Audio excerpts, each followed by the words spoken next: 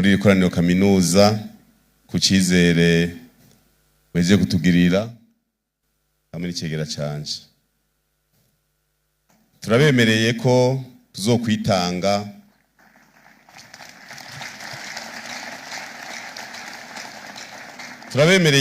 tuzokwitanga kugira umugambwe utere indi ntambwe na cyane cyane mu gushikana abarundi heza mu guhindura imibereho y'abene gihugu.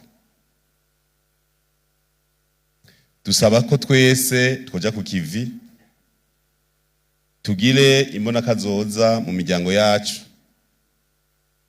dukore na kare basokuru bavuze bati ushaka umubira abirakuye kandi ushaka umuce. Turangize dusubira gukengurukira kubakengurukanye cyubahiro cy'u Burundi, tubasaba ko mwotuba hafi mu mabanga abagumya banga tujeje igihe cyose hazohakenewe intumbero, twiteguye zakira no kuzikorerako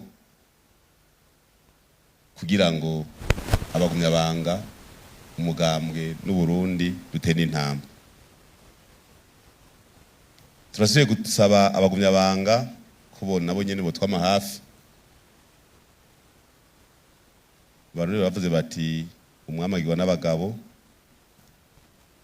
ntaco umuntu yo kwishoboza atari kumwe n'abandi. Impanuro zubaka tuzozakirana kweze,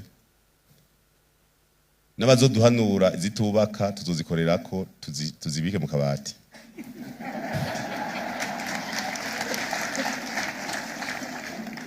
Nagomba rero subire kubizeza yuko umushinge twatanguye tugiye kubandanya kandi ku murindi ugwijwe inshuro nyinshi.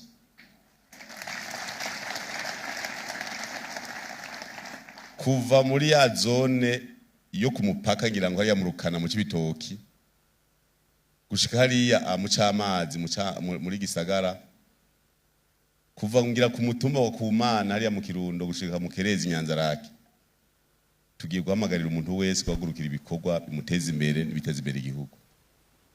Twese tuvyumve